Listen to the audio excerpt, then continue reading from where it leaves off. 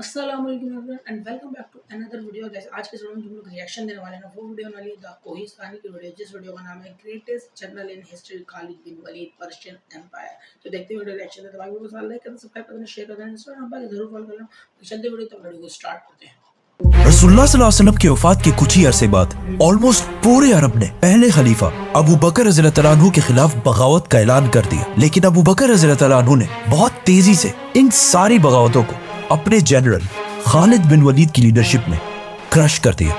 Now एक बार फिर पूरा अरब मदीना की गवर्नमेंट के अंडर बिल्कुल यूनाइट हो चुका था। अब यहाँ से स्टोरी थोड़ी मुश्किल होने वाली है। इस्लाम सिर्फ अरब का नहीं बल्कि एक ग्लोबल रिलीजन बनने की तरफ जा रहा है और मुसलमान दुनिया की सबसे बड़ी सुपर पावर बनने वाले हैं। तो अबू बकर रज़ियल्लाहु तआला अन्हु की सारी बगावतों को क्रश करने के बाद पूरा अरब अब उनके कंट्रोल में था।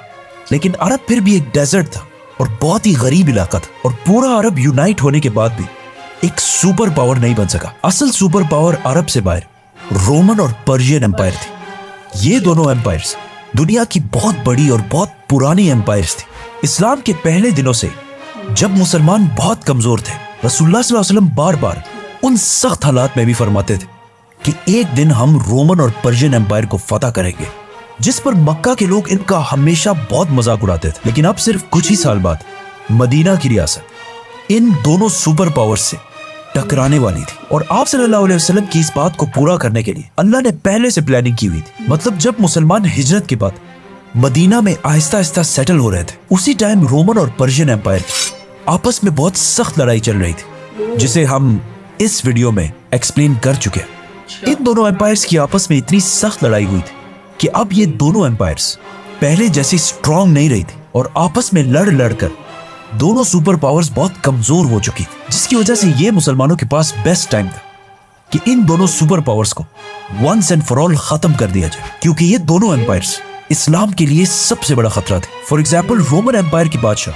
हेराक्लियस, उन्होंने जंगी मुता और जंगी तबूक पे मुसलमानों को खत्म करने की कोशिश भी की, लेकिन फिर भी अबू बकर रज़ियल्लाहु तआला अन्हु ने पहला हमला रोमन एम्पायर पर नहीं बल्कि पर्शियन एम्पायर पर किया। इससे कुछ साल पहले रसूलुल्लाह सल्लल्लाहु अलैहि वसल्लम ने दुनिया के सारे बादशाहों की तरफ लेटर्स भेजे थे और उन्हें इस्लाम की तरफ आने का हुक्म दिया था, जिसका सबसे बुरा रिस्पॉन्स पर्शियन बादशाह खुसरो ने दिया था और आप सल्लल्लाहु अलैहि वसल्लम की भेजे हुए लेटर को बहुत गुरूर के साथ फाड़ दिया था, जिसके बाद पर्शियन एम्पायर और मुसलमानों के दरमियान हमेशा एक कोल्ड वॉर चलती रहती थी और पर्शियन एम्पायर बार बार मुसलमानों की गवर्नमेंट को थ्रेट्स भी भेजती थी। लेकिन आप सल्लल्लाहु अलैहि वसल्लम के लेटर को फाड़ने के बाद उसी पर्शियन बादशाह खुसरो के बेटे ने उसे कत्ल करके खुद पूरे ईरान का बादशाह बन गया। लेकिन कुछ ही अरसे बाद उस बेटे के आर्मी चीफ ने उसे तख्त से हटा दिया और खुद बादशाह बन गया। फिर बाकियों ने मिलकर उसे भी तख्त से हटा दिया और एक औरत को मलका बनाया। फिर उसे भी हटा दिया गया और उसकी जगह किसी दूसरे को लाया गया। फिर उसे भी हटा दिया गया। मतलब बिल्कुल थोड़े से अरसे में ईरान के 10 बादशाह बदले गए। इस सब की वजह से ईरान की गवर्नमेंट बाकी दोनों के मुकाबले में बहुत कमजोर हो चुकी थी। जिस तरह अगर आज हमारे मुल्क को देखा जाए तो पिछले कुछ ही सालों में पाकिस्तान में 7-8 प्राइम मिनिस्टर्स को थोड़े थोड़े अरसे के बाद बदला गया है और in the same time India और बांग्लादेश में एक ही लीडर रहा है, जिसकी वजह से पाकिस्तान इन दोनों कंट्रीज से बहुत पीछे रह चुका है। उसी तरह पर्शियन एम्पायर भी अपने लीडर्स के बार बार चेंज होने की वजह से बहुत कमजोर हो चुका था और इस बात का मुसलमानों के लीडर अबू बकर रज़ियल्लाहु तआला अन्हु को बहुत अच्छी तरह पता था।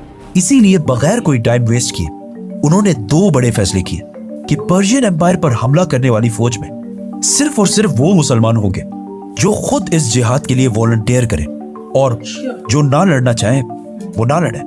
दूसरा फैसला ये कि उन्होंने अपने best general Khalid bin Waleed को लेटर भेजा कि जंगी यमामा में मुसलमा को हराने के बाद वापस मदीना नहीं बल्कि अपनी फौज को लेकर पर्शियन एम्पायर की तरफ जाओ। तो खालिद बिन वलीद 18,000 मुसलमानों को लेकर पर्शियन एम्पायर ईरान की तरफ रवाना हुए। ईरान उस जमाने में बहुत बड़ा था। खालिद बिन वलीद जिस इलाके को फतह करने के लिए गए उसे आज के जमाने में कुवैत कहा जाता है, जहाँ बहुत सारे पर्शियंस और अरबी दोनों आबाद थे। जाने से पहले खालिद बिन वलीद ने पर्शियन जनरल को लेटर लिखा कि या तो इस्लाम कबूल कर लो और या जिजिया देने के लिए तैयार हो जाओ, वरना उसके बाद जो होगा उसके जिम्मेदार तुम खुद होगे, क्योंकि मैं तुम्हारी तरफ ऐसे मर्दों को लेके आ रहा हूँ जो मौत शहादत से इतनी ही मोहब्बत करते हैं जितनी तुम सारे अपनी जिंदगी से करते हो। लेकिन ऑफ कोर्स उन्होंने बात नहीं मानी, जिसके बाद खालिद बिन वलीद ईरान की प्रोविंस कुवैत में दाखिल हुए। कुवैत के गवर्नर ने अपने बादशाह पर्शियन एम्परर से मदद मांगी, लेकिन ईरान के बादशाह ने सोचा कि अरबों की इतनी औकात नहीं है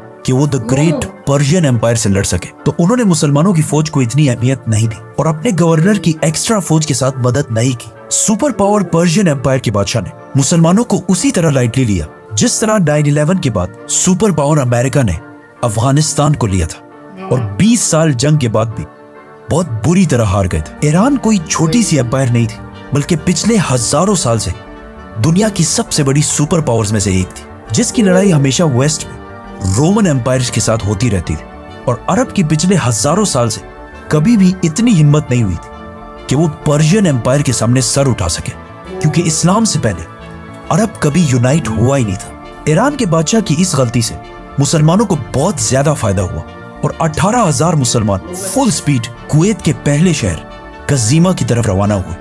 ये देखकर कुवैत का गवर्नर भी अपनी 30 या 40 हजार की फौज लेकर उसी शहर की तरफ रवाना हुआ जहां मुसलमान जा रहे थे। लेकिन जैसे ही उनकी सारी फौज वहां पहुंची, उन्होंने देखा कि मुसलमान इस सिटी नहीं बल्कि एक दूसरी सिटी हुफैर पहुंच चुके हैं। तो कुवैत का गवर्नर भी वापस उसी सिटी की तरफ जाने लगा। जैसे ही उनकी फौज वापस हुफैर पहुंची, खालिद बिन वलीद मुसलमानों को लेकर वापस पहली सिटी कजीमा की तरफ चले गए और वहां पहुंचकर सारे आराम करने लगे। तो वो दोबारा अपनी सारी फौज लेकर वापस कजीमा की तरफ चला गया। लेकिन जैसे ही उसकी फौज बिल्कुल थक हार कर कजीमा पहुंची, उन्होंने देखा कि सामने मुसलमानों की सारी फौज बिल्कुल रेडी उनका इंतजार कर रही है, जिसकी वजह से इस फौज को रेस्ट करने का कोई टाइम नहीं मिला। यह सब खालिद बिन वलीद की जबरदस्त प्लानिंग थी कि पर्शियन फौज को जंग से पहले ही इतना थका दिया जाए कि वो जंग के दिन लड़ने के काबिल ही ना रहे। नाउ मुसलमानों की फौज और पर्शियन एम्पायर की फौज में बहुत बड़ा डिफरेंस था, क्योंकि पर्शियन एम्पायर एक सुपर पावर थी और उनकी आर्मी को दुनिया की बेस्ट आर्मी समझा जाता था। लेकिन इतनी प्रोफेशनल फौज होने की वजह से इनका बॉडी आर्मर और सामान हमेशा बहुत ज्यादा और बहुत भारी होता था, जिसकी वजह से उनकी फौज को एक जगह से दूसरे जगह जाने में बहुत मुश्किल होती थी। जिसके मुकाबले में अरब फौज कोई फौज नहीं बल्कि बस आम मुसलमान थे और इनका आर्मर और सामान बहुत सिंपल और हल्का होता था, जिसकी वजह से इनकी स्पीड बाकी फौजों से बहुत तेज होती थी। इस बात का खालिद बिन वलीद को बहुत अच्छी तरह पता था कि अगर हमें पर्शियन एम्पायर से जीतना है तो नंबर्स और ताकत से तो हम कभी भी इनका मुकाबला नहीं कर सकते। हमें सिर्फ अपनी स्पीड यूज करनी पड़ेगी और इसी स्पीड को यूज करते हुए उन्होंने बहुत तेजी से रोमन और पर्शियन एम्पायर जैसे सुपर पावर्स को गिरा दिया था, जिसे हम पूरा एक्सप्लेन करेंगे तो सब्सक्राइब।